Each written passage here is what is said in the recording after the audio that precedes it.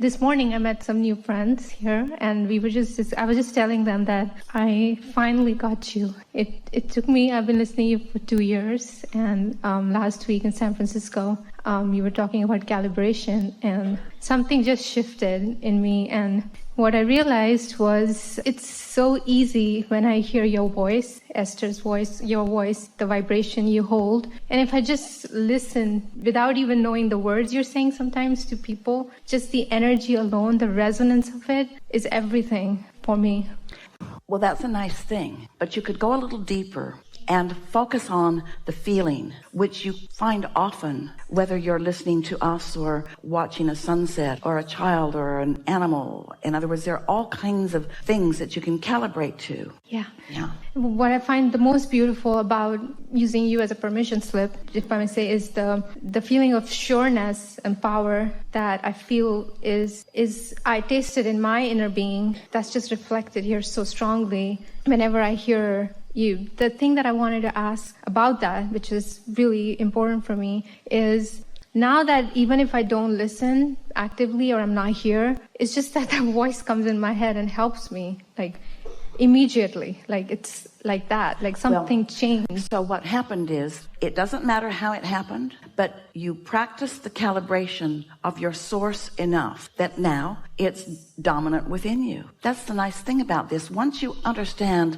a few basic laws of the universe, and once you understand what your emotions mean, which are your indicators to help you to calibrate, then you've got it. And then it doesn't matter where you are or what the conditions are around you. You know what the feeling is and you can calibrate. Yes. It's a funny thing because we've been teaching meditation as the most powerful tool for calibration, because when you quiet your mind, you stop thought. And when you stop thought, you stop the attraction of other hindering thoughts. And when you're not doing any of that, your vibration rises. You allow yourself to naturally calibrate to your inner being. Now let's talk about that in relationship to what we just said to you here today. Your source energy, your inner being, is gathering the cooperative components. So if you've quieted your mind, you are no longer an uncooperative component. And so now your inner being, and you are essential to this equation because you are the one that did the asking. And so in the moment that you stop resistance, you become drawn in as a cooperative component and your vibration rises. When your vibration rises, what you just described happens to you because the mind of your inner being is now your mind. In other words, it just flows seamlessly from that knowing right into your translation process. Yes, I totally feel that. Yeah. You were talking about getting ahead of it, and I wanted to use an example. Talking about getting out ahead of it, rather than walking into something and then having the discomfort of having to overcome the situation. If you're out ahead of it, when you walk into it, there's nothing to overcome because it doesn't get you down. That's true. That's true. Speaking of meditation, before I started listening to you, I was into non-duality, different types of meditation techniques and things, which have been very helpful. Sometimes during the day, is there ever a situation where you might be doing too much of meditation? Because if you feel bored, yes. Bored, yes. That's it. Yeah. That's it. You didn't come here to quiet your mind. You came to focus and to attract and to feel the exhilaration of the universal forces gathering things together on your behalf. We teach meditation to quiet your mind, to allow a rising of vibration. But when your vibration has risen, focus and attract with that, you see. Humans, they make work of everything. We don't encourage more than 15 or 20 minutes a day of meditation. That's enough. Anything else is just escape. Yeah. So what if I feel sometimes in the day that feeling of boredom or numbness because let's say, was contemplating too much? What's the best thing to do? Well, you won't feel boredom from contemplating too much. If you're contemplating, then thoughts are active and attracting, and you're going to find yourself more and more stimulated. If you've quieted your mind, that's a different thing. Give us an example of the situation. Why did you sit to meditate to begin with? Let's say I meditated in the morning. Yes. And then during the day, I noticed something negative coming up I felt something negative. To do some sort of process, that's where I get bored. Let us give you one that you might not find so boring. So let's say the situation has come up. What is it? Something about a past relationship, a hurt comes up. past relationship or a current relationship? Somebody hurts your feelings? Yes. What we've been encouraging Esther to do, get a notebook, one that opens easily, that lays flat when you open it. And on the left side of your page, just make a brief statement of what happened. So the situation is, what happened? My partner hurt my feelings. My partner hurt my feelings. About? They let the relationship go too soon. And I feel rejected. I feel rejected. It's not active right now, but I feel rejected and misunderstood. Misunderstood. I wish he would have given it a chance. All right. Disregarded, misunderstood. That's pretty strong. What this means is something has triggered these thoughts about this situation.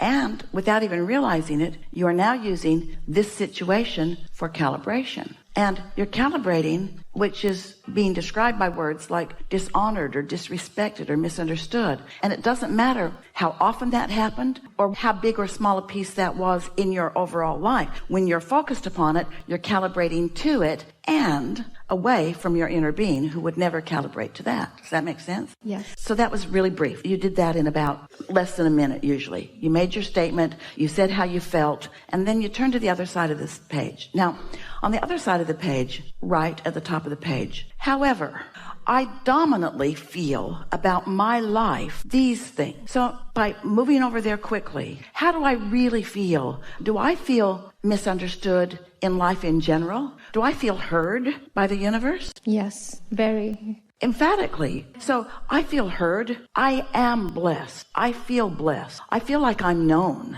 My world goes well. And just with that little bit of turning of attention to who you really are, you've laid new claim to who you really are, and you've put that in the perspective of something that is insignificant and that doesn't matter. In other words, you chose what you're going to calibrate to. And of those two piles that we were describing out there on that football field, you chose through this exercise to be under the influence of your inner being who sees you. Now, what happens often when you start writing like that is that not only do you not feel bored by the process, you get enlivened by it. You find yourself being thrilled by life. You find yourself just sort of rampaging on your page about how good life really is and how much fun you're having. And then thoughts that harmonize with those general feelings begin to become more specific and more specific until you're actually acknowledging how really, really, really good your life is. And then in that moment, you have returned to who you are, and that situation is momentarily irrelevant. Now, it might come up again. It might come up 100 more times. But when you have time, if you do this calibration process, in time, it will not come up at all. We've been saying to all of you for a while that when you get your feelings hurt about something, if you can change the subject easily, do it. But if it's something that hurt you deeply and you can't change the subject easily, you got to clean it up. And the way you clean it up is with this general process, because if you try to clean it up with specifics, you'll just keep activating the specifics of what you don't want. It never will improve. If somebody hurts your feelings and they're not meaningful in your life, you could just never think about them again, and that would be that. But if it's someone that you can't not continue to think about and it keeps coming up, then this calibration process is a good one. I think this is perfect because I think what I was doing was meditating, and that wasn't helping because it would mean... It helps in this way.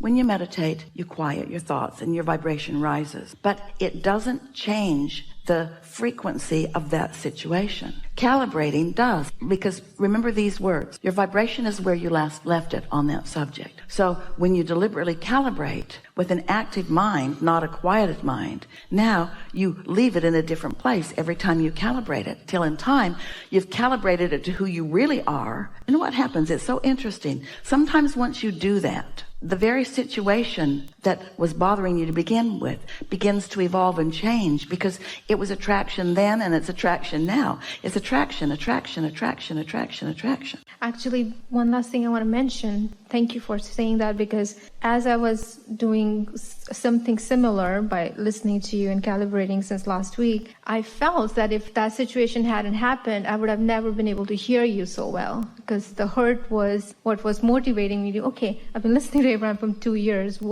And so in a way, gratitude was coming for that. Yes. That's always a pretty good thing to acknowledge. Well, this thing that I didn't want to happen did catapult me into this wanting. But don't get too carried away with that either, because that sort of leads you to a human belief that is bogus and flawed. And that is, it takes pain to have gain.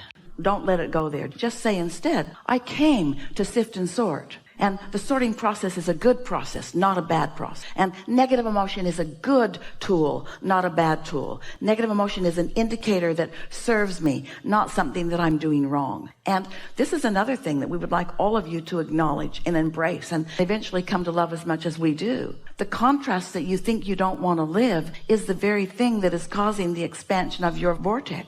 If there were not an expanding vortex for you to point toward, you could never feel the exhilaration of that motion forward. Oh, it is so delicious when life causes you to ask for something that you don't have, and then you find a way to calibrate to its vibrational reality, and then you get to watch those thoughts turn to things. You came into this environment because you are a creator, and you're creating in a world with real things that you want to see and hear and smell and taste and touch. We just want you to get your priorities straight. We want you to care most about alignment, which leads to seeing and hearing and smelling and tasting and touching, not bent out of shape because you can't see it yet or hear it yet or smell it or taste it or touch it, which holds you in the place of deprivation from it, and you can't get there from there. Does that make sense? You got to find a way of soothing yourself. And what happens sometimes to you, you're fun to watch, is that somebody hurts your feelings and you calibrate and feel better, and then they do it again. And you calibrate and you feel better. And then they do it again. And then you calibrate and feel better. And then you think, why do I have to do all this work? Why isn't it getting better? Well, you're taking the score too soon, because there's momentum. Some of your relationships, you've got a lot of momentum going. And so it takes a little while. If you saw someone on a ski slope, lost control, tumbling, not skiing anymore, tumbling down the slope, and you see it and you just yell, stop!